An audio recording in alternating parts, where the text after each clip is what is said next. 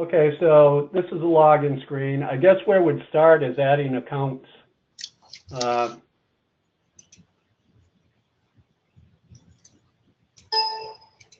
So basically, if I go into the system menu, this is where you add accounts for users. Okay.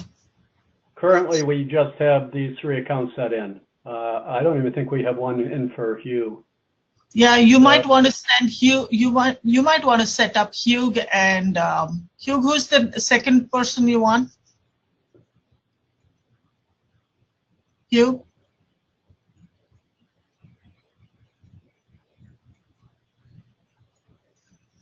I'm not sure if they can hear me.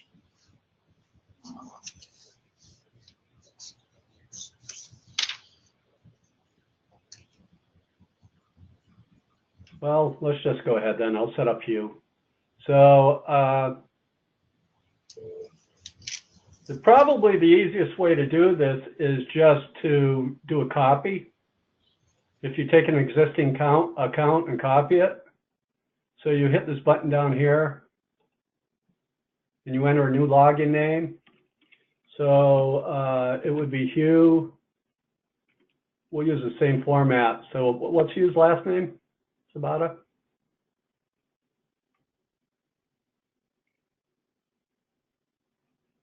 Hello?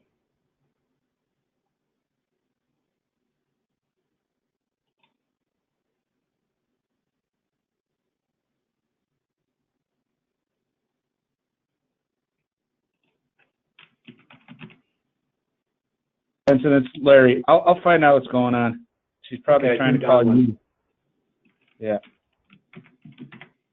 She's probably trying to locate these guys. Let me go find them.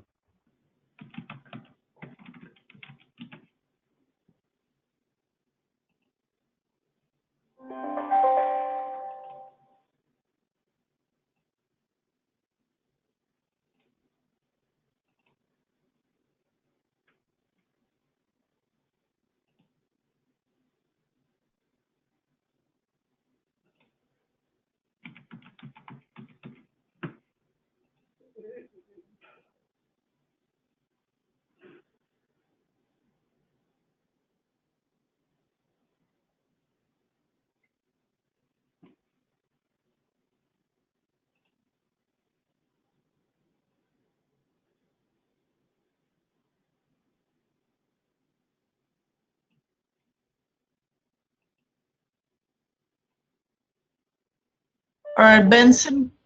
Yeah. I just spoke to Hugh, and he said Rich Kiefer is the second one, and Clifford Stephens is the third one you might want to add. So they will be the testers. Okay, so who's the second one? The second one is Clifford Stephens. Clifford Stephens. Stevens, like that? S-T-E-P-H-E-N-S. Yeah, at cityofchicago.org.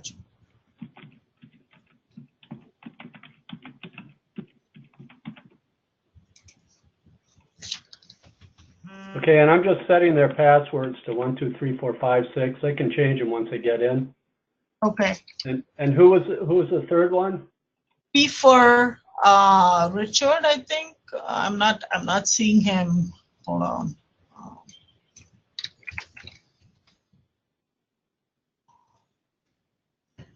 Oh. Hey Hugh, you want to give him his email address? Rich Kiefer's.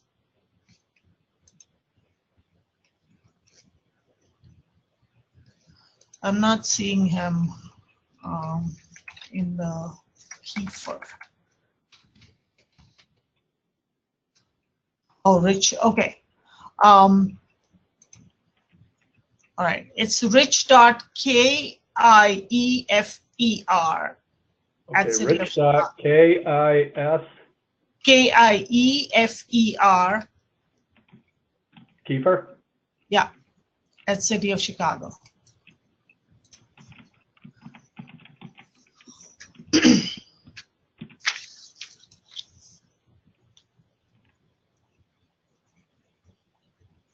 And again, 1, 2, 3, 4, 5, 6. So I'll log out and I'll log in under Hugh. Make sure we can get in here.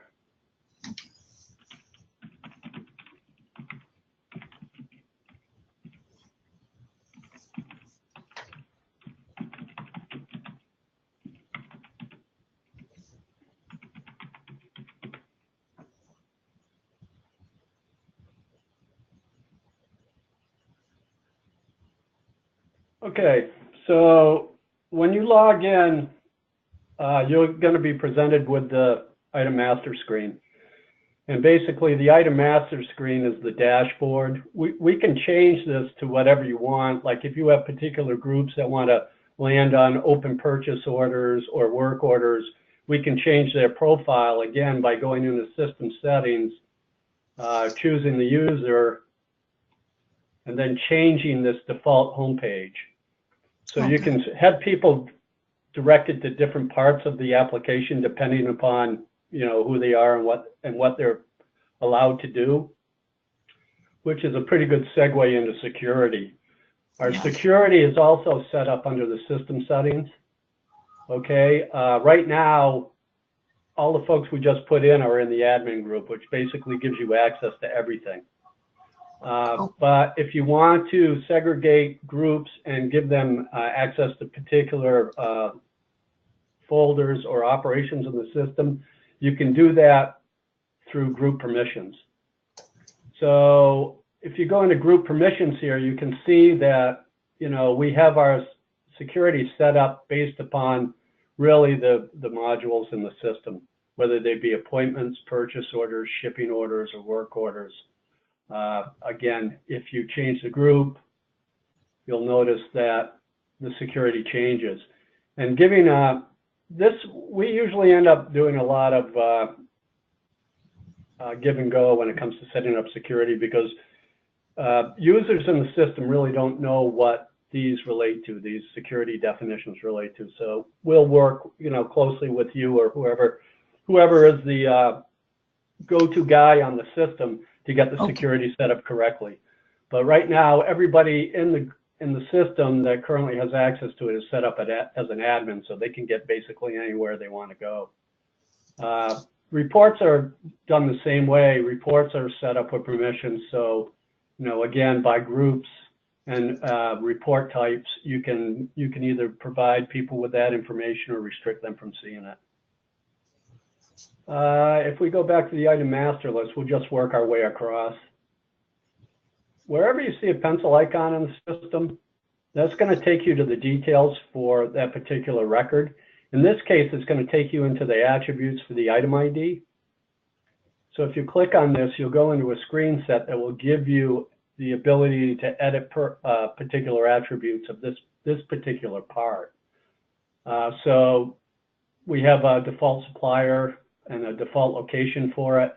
Now these were all taken from your data, okay? So basically what I did was I brought your data in and I upsized it. And you know, so all these attributes were set in Inventory Pro for Windows. One thing you should note, if you do use reorder levels, in Inventory Pro it's a little bit different. You set it here through this reorder level screen. Okay. Because you can set it per warehouse, okay? The big change between Inventory Pro for Windows and Inventory Pro Online is the warehouse concept. Inventory Pro for Windows, you know, basically you could have multiple warehouses in the system, and you do have multiple warehouses in the system, but your reorder levels were set at the part and not at the warehouse. So this gives you the opportunity to actually... Benson, can you wait a second? We're trying to get all the users logged on so they can hear what you're saying. Nobody out here can hear you. Hang on. All right.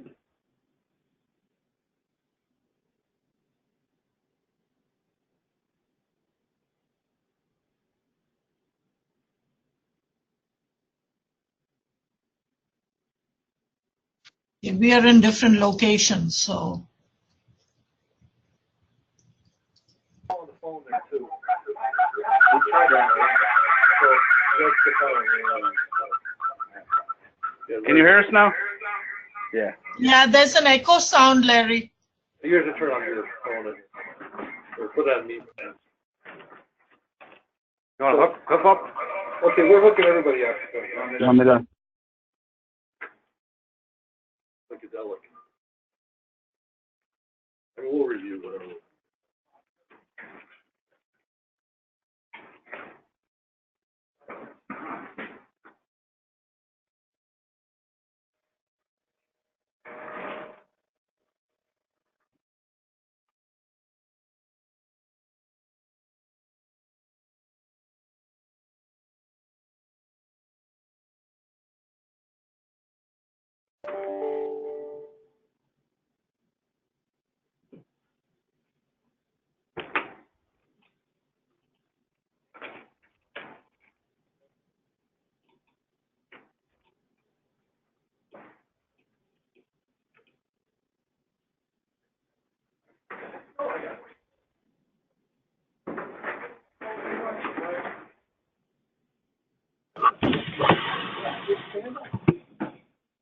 Can you hear us?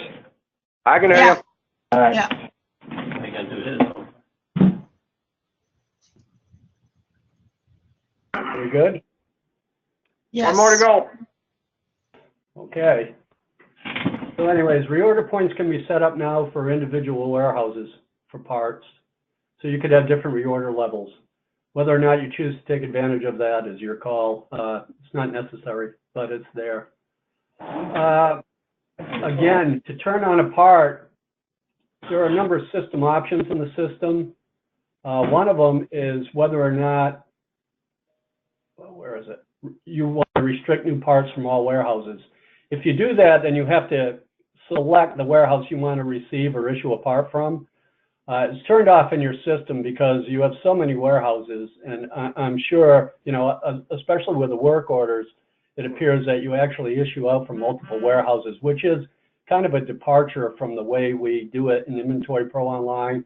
But I think I've been able to customize the system so you can continue to do it that way. But again, if you wanted to restrict parts to warehouses from the item master list, you would basically click on the link here, and this is where you can see your warehouse assignments.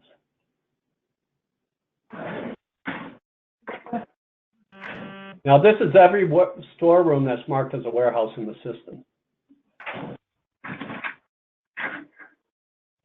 The warehouse list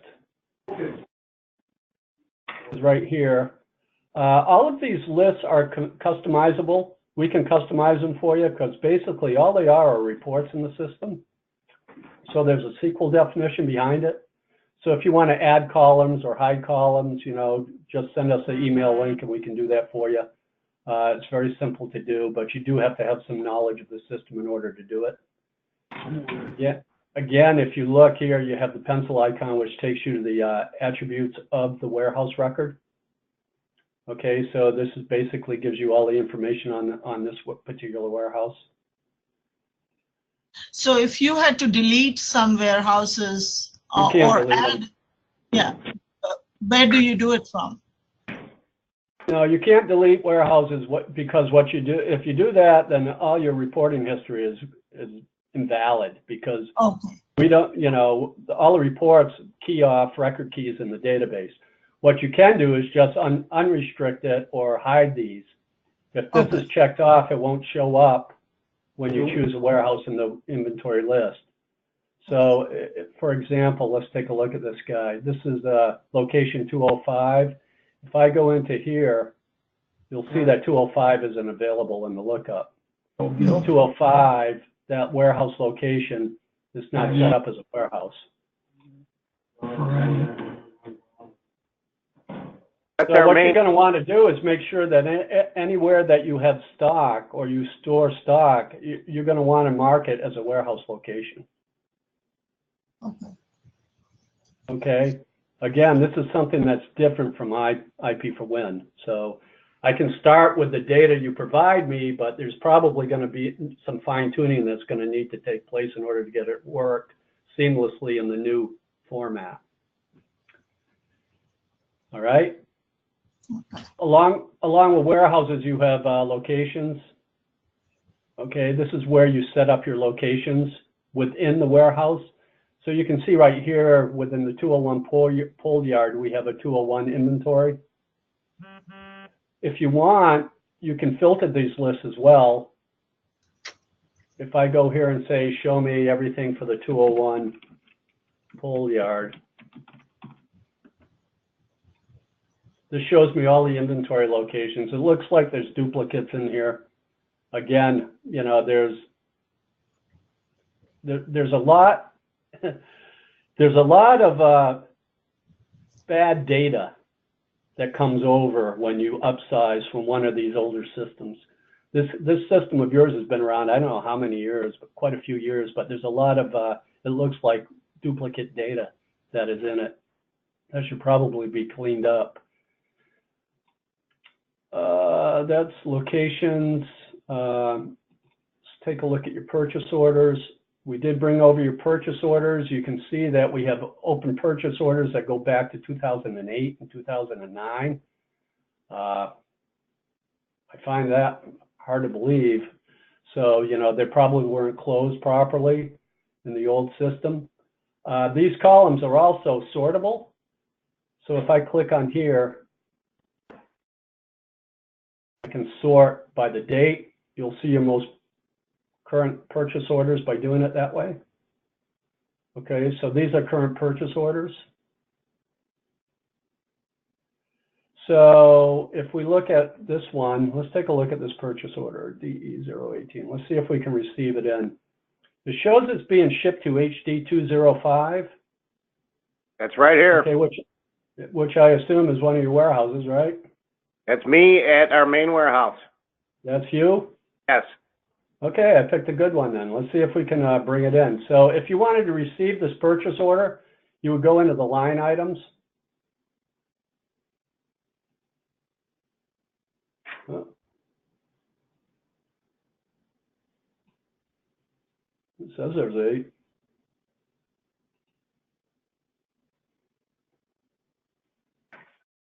I don't see the lines for it though. What's this one? At 4:05, I received that yesterday. Yeah, well, this data is as of last week. Yeah, in the old system, it was received. Yesterday. I closed it. Yeah, well, you're not going to see that in this system because this data was cut over a week ago. And for some reason, it looks like, I don't know why, but I mean, I looked at these beforehand and they were showing up. These lines, now they don't seem to be. So it's kind of hard to receive it if I can't get the lines in. I'll have to take a look at this offline after this meeting and get the lines to show up. For some reason, So the line items have to be auto-populated? Is that what you're trying to do? I'm trying to look at the purchase order lines themselves, and they're not coming up. They're showing as available here, but they're not showing in the line item screen. So again, oh, here's an error right here. Testers, when you're testing this stuff, if you see something that's unusual or you see this red error at the bottom, just click on that, okay? Oh, I see what the problem is. Give me a second here, I can fix this, all right? So if you click on that and get a screen print to me, it's going to help me troubleshoot the problem, all right? So this is telling me that there's an invalid column name here, which is spot. So purchase orders need to have the spot column in the table. Now, when we brought your data over, there's been a number of changes that have taken place in our system prior, you know, to or after you actually started using it. So again, one of the changes is this column in the purchase lines table isn't in your system, and that's why we're getting this error. So I need to add it to it. So let me see if I can quickly do that.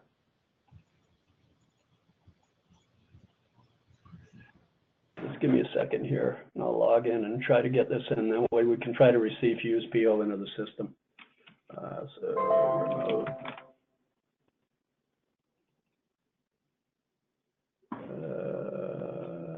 10.10.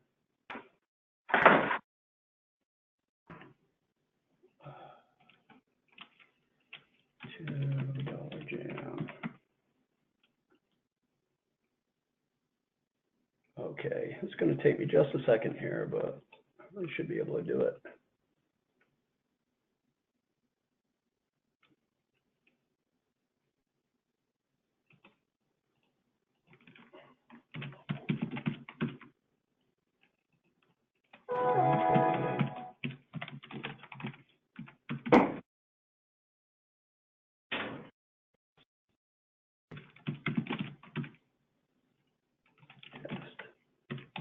Chicago 2015. No, I'm not. I want to get in my phone. Double check that. Don't mind. Yes, Just says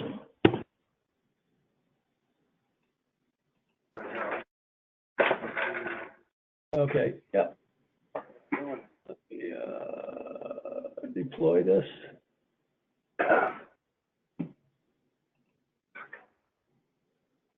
No, I didn't even have it up.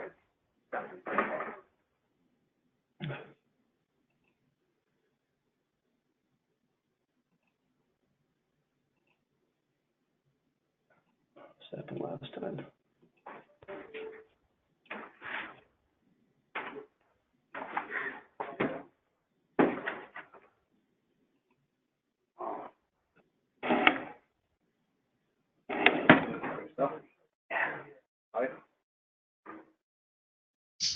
Okay, so let me see. That should have fixed it. All right, well, I hope. Counter at home. Log out, log back in. I have to remember to keep copy phone. An item. Never seen this before. All over the house. That's bad. No, Hey, still give me Benson, an error. do you Yeah. want to log in as Hugh though? Because initially you were logged in as Hugh. Yeah, I will. I'm just trying to figure out why this Okay. error is. I just updated your database. It shouldn't be a problem. Unless I got it looking at a different Test Chicago database. Yeah, hang on. I had it looking at the wrong database. File, save. Okay, so if I log out, I'm going to have to.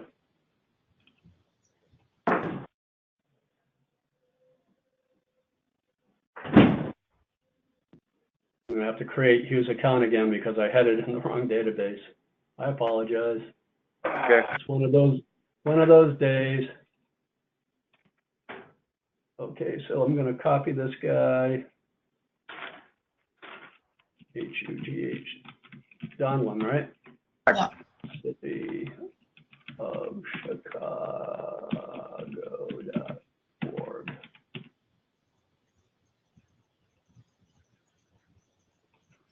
One, two, three, four, five, six. List. Okay, we'll log out of me and we'll log in under Hugh. HUGH. Donlin. And City of Chicago.org. 1, 2, 3, 4, 5, 6.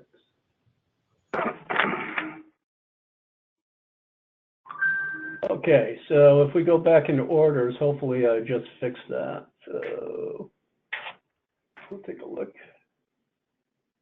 Again, if I look at 719, okay, 719. This is a purchase order? Yeah. Our screens are blank here, Benson. Move your mouse.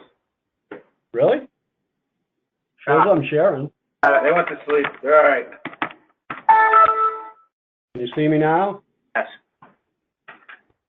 Okay, so this is the purchase order line. So what I'm going to do is try to receive this. Hopefully it'll work. Okay, we see a blank screen. It says Chicago Training Sys Limited. That's what I see. All right, now we're good. Okay, Hugh, so can you see good? Yeah, we're good. Okay. okay, so I'm going to show you one. I'm going to show you something here that gets some people all the time. All right. So if I'm trying to receive this purchase order in, and it's already in the receiving grid under my profile, and I try to receive it in again, which one was that? That was this guy, was it? And I try to receive it, you'll get an error that tells you you have a receive pending.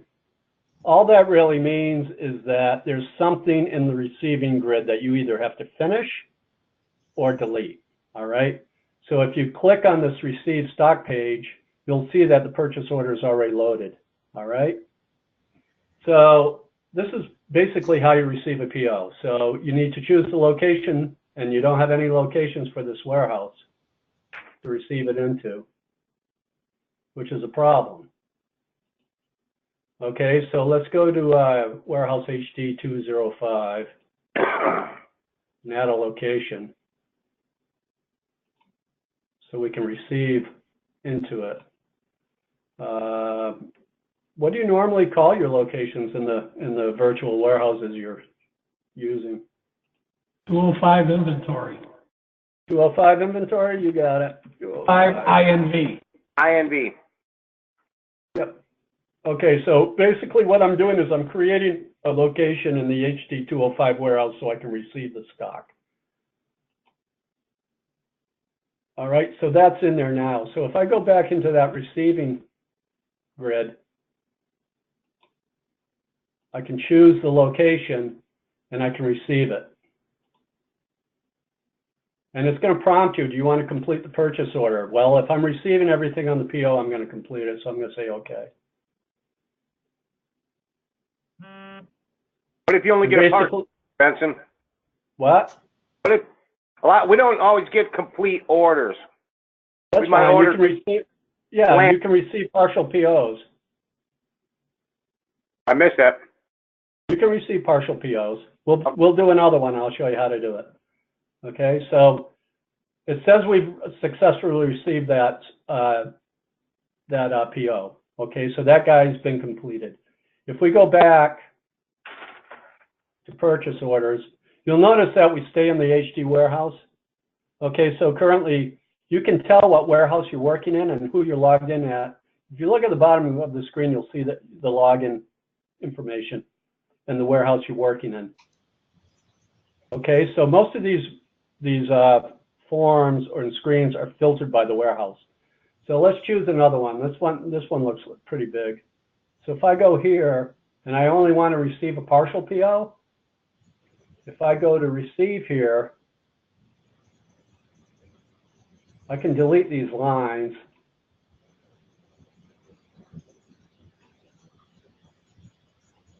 And I can receive this one, okay? So this is 06268, and I would say do not complete the order because it's partial, so I would cancel out of this. Right. I mean, in the past, we would just mark it 0 and no, not fully received. No, just take it right out of the receiving grid.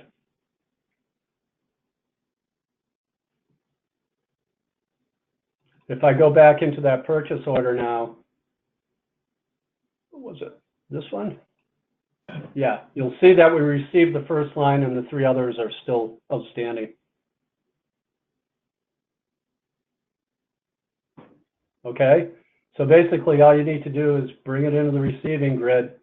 How about if we see, excuse me, how about if we receive a partial of 1? Say we ordered 100 and I only received 50. You change the units, that's all. Okay, like I used to, okay. Okay, and I'll delete these 2. And then I'll receive it. Oh, I closed it by mistake. sorry. Well, Yeah, no. well, that's good. We'll reopen it. So if I go into 268 and go here, I can reopen it. I closed it by mistake, so I'm just going to reopen it. And now if we go into the line items, you'll see the one received against that line. All right?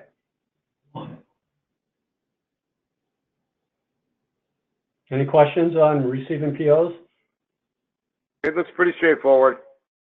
Yeah, I think the biggest thing you're going to come across is that a lot of your warehouses don't have locations.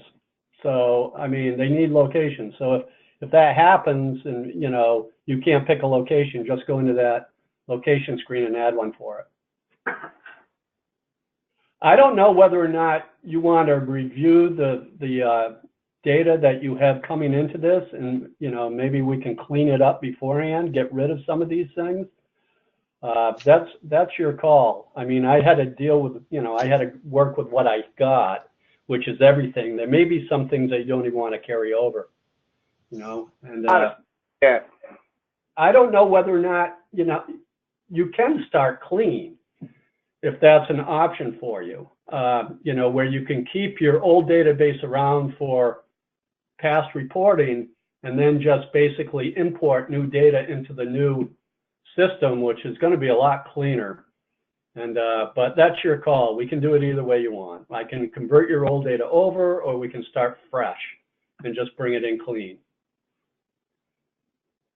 That's going to be kind of hard to do because we have a large number of items, you know, and we'd need to be, you know, we'd have to be working with both systems in order to issue materials. Well, what you can do is, again, we have these import-export utilities. If I wanted to export a catalog, I can choose the warehouse, like 205, and download an inventory catalog.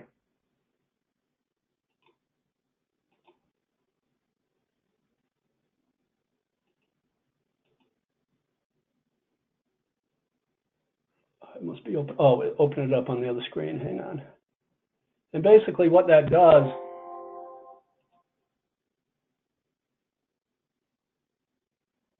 is it brings down the warehouse, all the parts.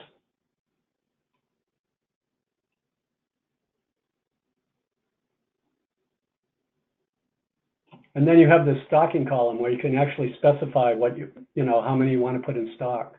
But that's up to you. I mean, we can certainly go with the data that you brought, you know, we have currently, and just upsize it. It's just an opportunity to get rid of some junk if you wanted to get rid of some junk. Okay, I mean, we'll take a look at it, and there will be, because, you know, there's some obsolete items, there's obsolete users of the system, so there's a lot of things that we don't use and we've yet never used, but it's part of that data. Is it Yeah, better well, though, and for like audit trail purposes, so we don't, you know, just and then have a record of cleaning it up? I didn't get that question. I didn't hear it. Is it better to bring it whole, or is it better to start new? For audit purposes and having an audit trail.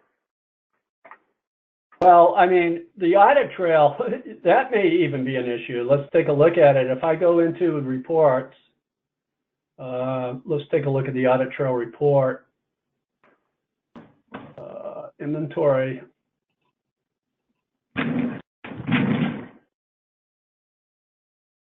Okay, now see, this only shows 3 items in the warehouse. I mean, you know, it only shows 3 items because the audit trail, your existing audit trail probably never captured the warehouse ID.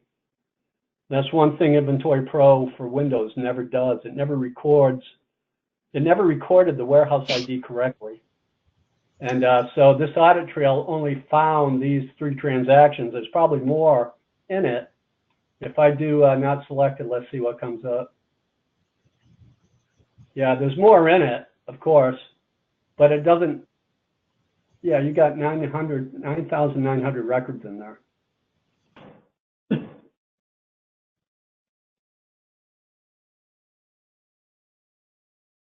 So, I mean, the audit trail, you were using it, but it's not, it's old and it's not, doesn't have all the data that we currently track in it.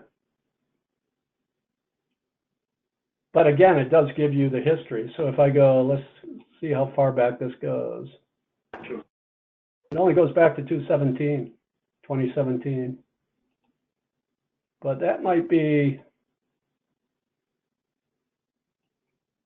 I don't know if it's limited to like 1,000 records or 10,000 records. Yeah, I was about to ask you, is this the limitation of the system or? No, there's no limitation here. There's no limitation on the system. I mean, you know, it's a SQL database. You can have thousands upon thousands of records. No, but have you defined it to go only up to 2017? That's what I'm asking. No, I don't think so. I'll have to take a look again behind the scenes at the data, but no, I don't believe so. Let me do a quick. I do a quick query on your data.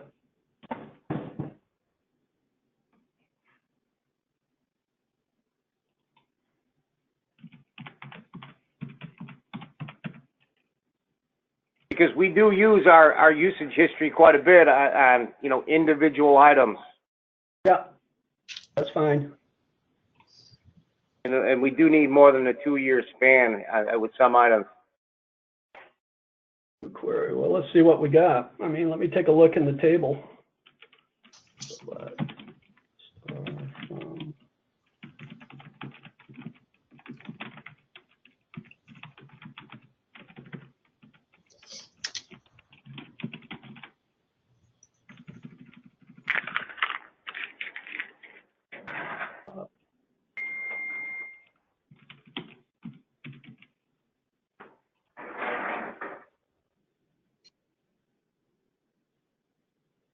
Okay, so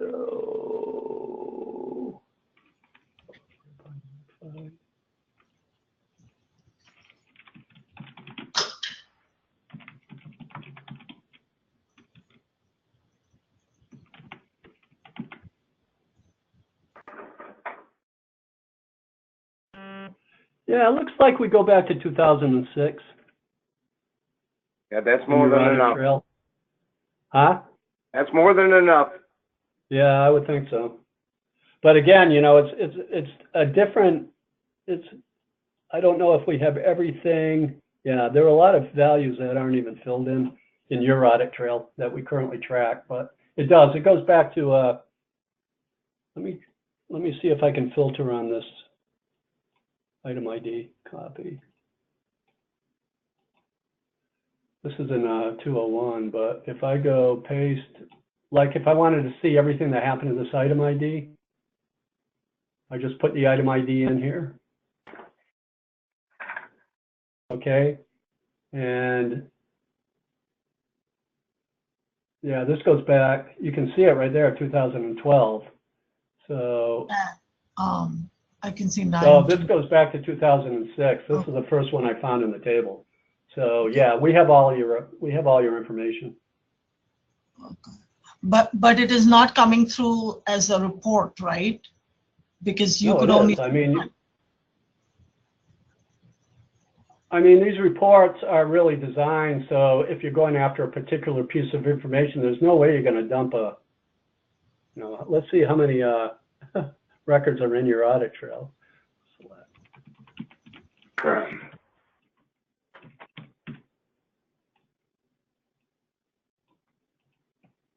You have 279,749 records in the audit trail. So I don't think that's something you'd dump in a report. But what you might want to do is look at a particular item ID, which we just did. And this shows you that there are 938 transactions against this item ID. Is that good for you, Hugh? That's fine. Okay. Yeah, I can't, wading through 279,000 records, bit of a chore, I would think. Anyway, so. Excuse me for jumping in here, but this is David Reyes. I have a quick question. You mentioned earlier a concept of keeping the old system alive, picking a cutoff and starting fresh on the new system? Yeah. Is that a possibility? I mean, because we can do data normalization off of the old data, remove whatever we don't want, old users, old warehouses, pick some new locations and start fresh on a new system. Audit Trail starts fresh on a new system, and then we can keep the old system alive on a single box and use that for any historical. Is that a possibility? Yeah, absolutely. You know, that data is yours. It's housed on your servers. You know, basically what you're proposing is picking a cutoff date, going on the live system, and then just using the old system for recording. We've had customers do that. Okay, so It's really, it's how much you want online available to you in the new system. You know, if you want the audit trail that goes back to 2006, you're kind of stuck with bringing everything over. But one of the advantages to utilizing a cutoff date method is the fact that the new system won't bring over a lot of you know, old Garbage. that has the possibility of potentially being orphaned. Correct. I mean, it would be cleaner. It would just be a fresh start. It would be cleaner. But again, that's something that you can discuss among yourselves. If that's something you want to do, yeah, you can do that, or we can just convert your data over and start with all the data. So Benson, if Hugh were to, so does Hugh have to go into two different systems to check for history and then one for the current? Is that what you're suggesting? Is that how it's going to be? If we go that, I'm just saying that's what would be. No, I mean, if we decide to go that route, is that how his day-to-day, like he has to go for historical records, he has to go someplace else, and for current, he goes someplace else? Is that how it's going to be? Until you reach a period where everything's current in the new system. I mean, how far back do you have to go, Hugh? Right. So if they're willing to create just another data knowledge, one new, then you can go back to there. So to answer Shabata's question, I was suggesting that approach as a possibility. And to answer your question, yes, if you take that approach, any historical record searches that was in the old system would have to be done in, you know, one location, and all of the new stuff in the future, you know, in the future state. But this idea would be that you would only have to go to historical for a certain period of time, and then eventually you'll be doing everything in the new system. Right. Yeah. Yeah. If it's okay with the users, I mean, I guess we could talk about this later, right? Yeah, you can talk about it, discuss it among yourselves, and figure out if it's too much of a hardship, then, you know, you just go with bringing everything over.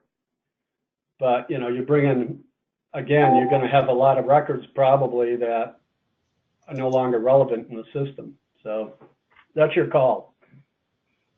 That's your call. I'll do it either way. So we don't have a lot of time today. I have a meeting I have to prepare for at 12:30. So let's move on. If we go across, again, you know, you can get to the history, which is the audit trail, just by clicking on this button too, and it will go back and show you the history. This will take you into the locate move screen. This actually shows you the inventory and where it exists. Okay. So you can get to it from the item master. It shows you the receiving reference it came in on, you know, how many units, and the location in the warehouses it exists at. Let's quickly jump to work orders. I think I got this working the way you guys currently do it, and if not, Hugh can tell me. But so we have any open work orders? Is it 201? Scheduled. If it says scheduled, that's open. All right, you know what? I got to see some of these dates. 1072. Yeah. We don't have a date on this one to sort by. Okay, so let's take a look at this. We have this scheduled.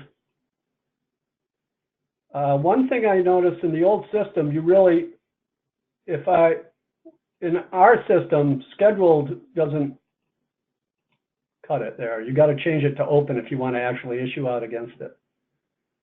Yeah, that's how it should be. It shouldn't be open, but. Yeah, once you open it, then you get the issue button. You're available for issuing. All right. So we got this part.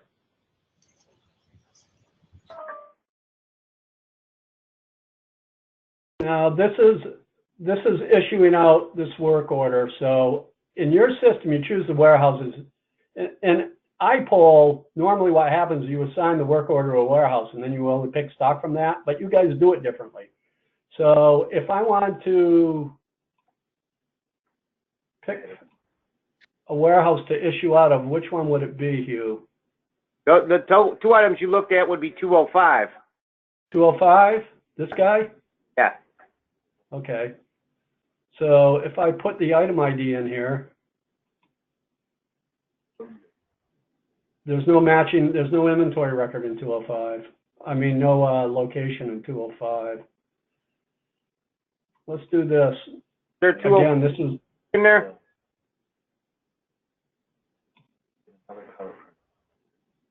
Let's take a look. If I go into the locate move screen, and if I look at warehouse 205, yeah, I don't see any. You sure about that warehouse? I mean, there's 205 storeroom too. Yeah, try that one. And then there's a 205 at the top as well. There's three of them in there. Yeah, there you go, 205 storeroom. So if I go back into issue stock. 5 IMB location.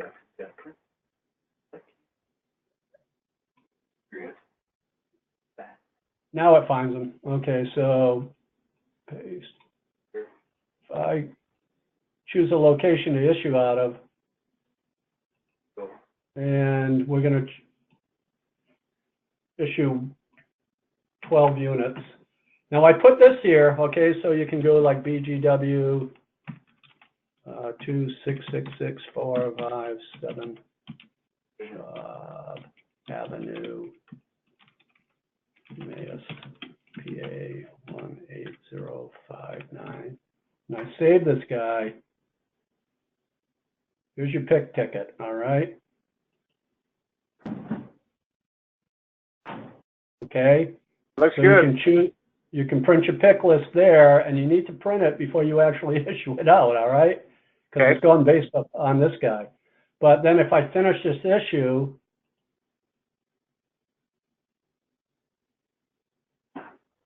okay, so let's You go should have- take a look. They're printed. Pardon me? We print it and then we mark the items issued, or that. Yep, that's Okay. just what I did right there. I printed the pick ticket, and then I just issued the item out. But now when we call up a work order, the existing system, there's a couple different screens, and one of them is going to show us what kind of job it is and where it is. I didn't see that when you pulled up this work order. Well, I need you to tell me that. I mean, all I saw was, basically after you reviewed this with Ben and Zach, they said, we need a pick ticket. Okay. So I guess we'll have to review that offline, you and me, Hugh, and I'll see what I can do. But I don't know. I'll something that I'm talking about. yeah, even if you send me a screen print, if I go into this work order now,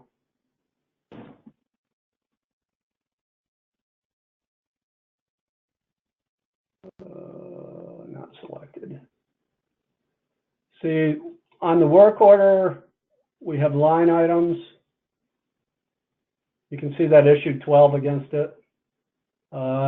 Equipment sheet, labor sheets, and notes.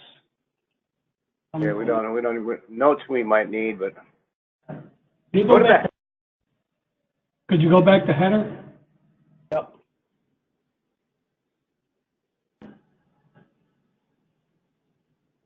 Yeah, if there's fields you need on the header, I need to know what they are, and then we can make them available. This is all customizable through the application. it's in the description. It gave the address, 600 South Canal. So that does have what we want. Description, right under the work order, 600 Yeah. to 800 South Canal. Yeah. So that's fine. So maybe we just need to put it on, if I go to work orders here. Well, as long as I see it on that first screen, that's fine. Well, we can add it here too. So if, again, this is kind of what's nice about this. If I go, W description, save it. Okay, we can put the description right on the work order list. That works too. Okay? Perfect. But again, that's how that's how you would issue out against the work order. So if there's something else in that process that we're missing, I need to know what it is so I can account for it. No, that looks pretty straightforward. Okay, so we've done a PO receive, we've done a work order issue. Hugh, I assume you're going to be the super user on the system. Yes. If you want to set up accounts, again, I was in the wrong database, so we didn't get it. But if I wanted to set one up for those two other folks, we would Yeah, just go ahead into and do that. Let's do that for Clifford Stephens. Clifford. Steve. PH. PH, yeah. City of Chicago.org. I think, hey, hold on. There's an H, additional Yeah. H. Yeah, I see it. Yeah. 1, 2, 3, 4, 5, 6. And there was one more. Richard Kiefer. Demo model that Richie and I were using. Richard Kiefer, right? Kiefer? yeah.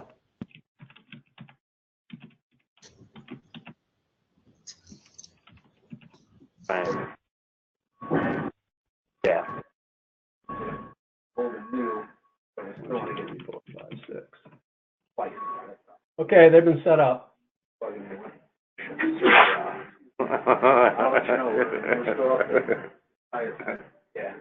I mean, this is some pretty important shit in there.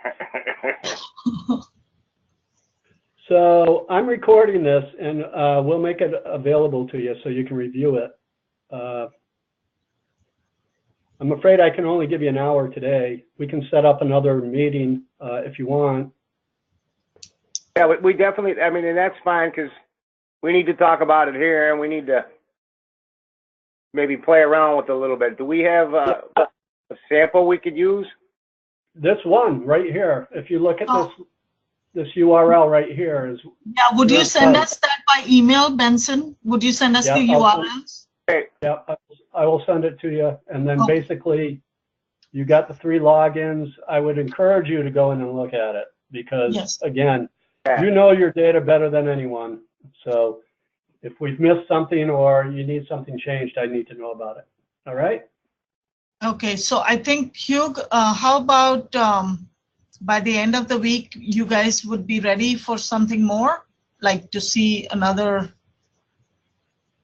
And play the next- around with, we're operating in crisis mode around here due to the okay, storm, so okay, we're lacking manpower, so, I'm out pulling stuff off the shelves. okay. So, all right, you let me know when you're ready and then I'll reach out to Benson. Yeah, Okay. I'll let you know, Shibata. Okay,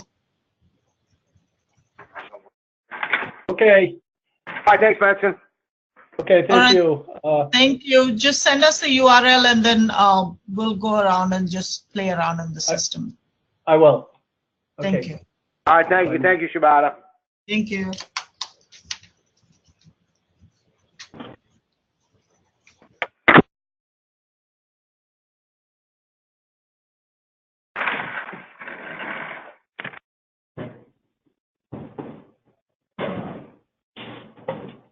Thank you very much. Appreciate it. Letting me over your shoulder there. Somebody likes to eat a banana.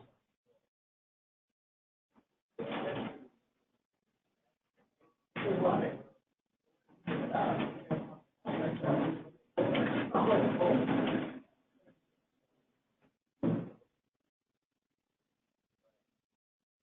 guys want to talk about any feedback you want to talk about real quick? Yeah, the whole system. Because I know you're busy.